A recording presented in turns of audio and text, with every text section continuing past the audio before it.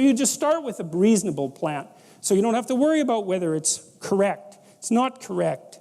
It doesn't matter. It's better than nothing. That's the issue. So, okay, so you've got the world parsed up into things that are making you happy when you look at them, things that get in the way, that produce negative emotion, and then a whole host of irrelevant things, because almost everything's irrelevant. And that's where all the chaos is hiding. The chaos is hiding in what's irrelevant. And that's a very interesting observation, because since the chaos is virtually infinite, it's a real question. Where the hell do you put it? Well, you put it in what you ignore. And you can ignore it as long as it isn't actively interfering with your movement forward. You can assume that it doesn't matter. That it isn't matter. That it doesn't matter. Same thing.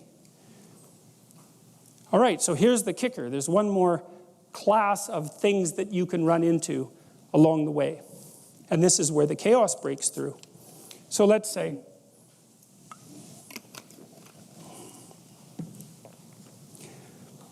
you're moving from point A to point B, and something that you don't expect occurs, and it gets in the way. So let's say that you're living with someone, and maybe you kind of like them. You're not married, so you don't like them that much, because otherwise you'd ask them to marry you. But anyways,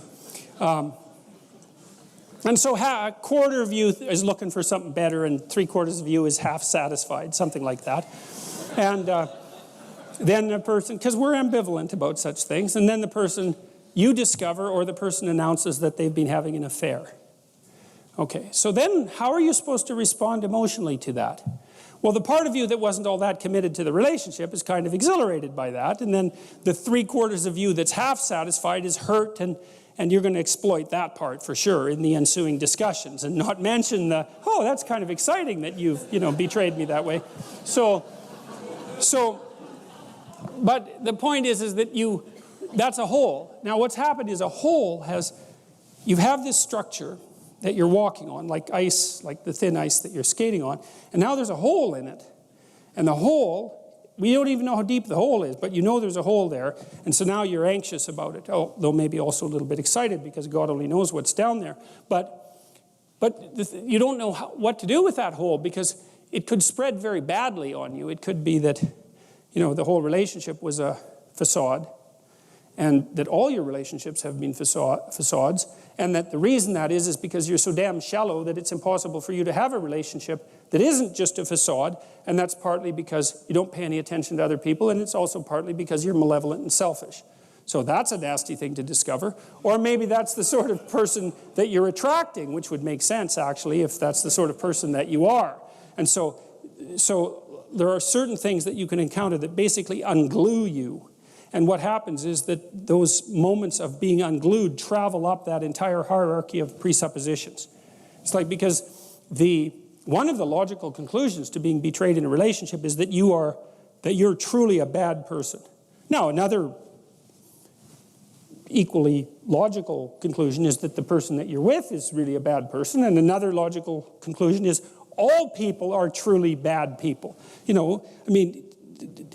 In macro ways and in micro ways, you can't trust anyone. You can't trust women, you can't trust men, you can't trust human beings, you can't trust yourself. The whole place is a catastrophe. It's a nightmare.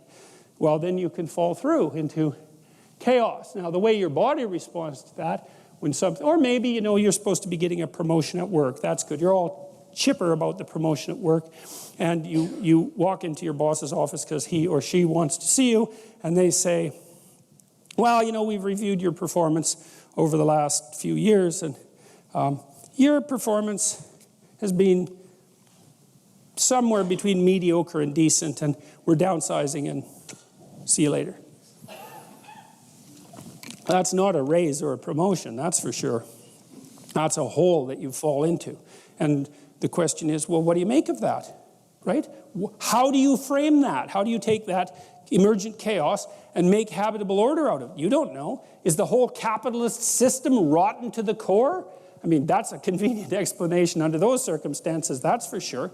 Were you working for a psychopathic son of a bitch? Did you make the wrong choice in university, and was that your father's fault because you never did what you want, or was it your fault for not standing up to him?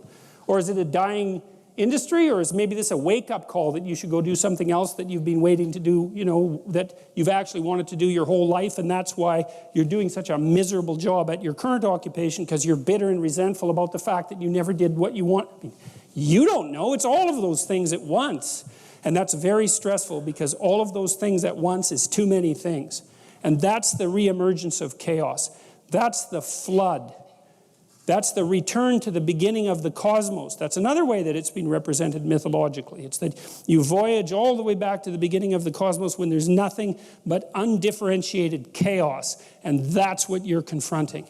And maybe it's too much for you. And often it is. I mean, that can be traumatizing. It can hurt your brain. You know, it's just too much for you to bear. But it doesn't matter. You're stuck with it. And so how do you respond to that? Well, some of it is catastrophic negative emotion. You freeze, and that's protective. And maybe you don't even want to move. You don't want to bloody well get out of bed for a week, and that's because your body is reacting as if the bedroom floor is covered with snakes, and the best thing for you to do is just not move, just freeze. Not a pleasant situation to be in because you're hyper-aroused, very, very physiologically demanding, and there's zero about it that's productive, except maybe the snakes won't see you. But they've already seen you, so that isn't helping very well. So you've got all this undifferentiated negative emotion, anxiety, fear, hurt, anger, guilt, shame, emotional pain, the whole plethora of catastrophes. And then maybe on the other side, lurking down there is, thank God I'm done with that job. I just bloody well hate it. I drag myself off to work every day. And there's a little part of my soul that's so goddamn happy I finally got fired that I can hardly stand it. You know, and maybe you don't even admit that to yourself because, well, that would mean that all that time you spent at the job was just sunk cost. You're deluding yourself the whole time. It is an interesting thing to consider, though, sometimes if you're in the unpleasant circumstance of having to fire someone. You know, sometimes firing someone is the best thing that can happen to them, which doesn't mean that you should go out and, like, enjoy it. Although I have met very disagreeable people who actually enjoyed firing people. I'll tell you a story about that at some point because it's quite interesting. But, you know, sometimes if someone's just limping along in their job and doing it as miserably and wretchedly as they possibly can imagine, the best thing you can do to them, for them, is to say, you know, you're failing at this. And that doesn't necessarily mean that you would have to be failing at absolutely everything else in the entire world. So maybe you should just accept the damn failure and go off and try something new. And I mean, that's terrifying for people, and I know they hate it and all that, but sometimes it's better than the alternative, which is just slow, torturous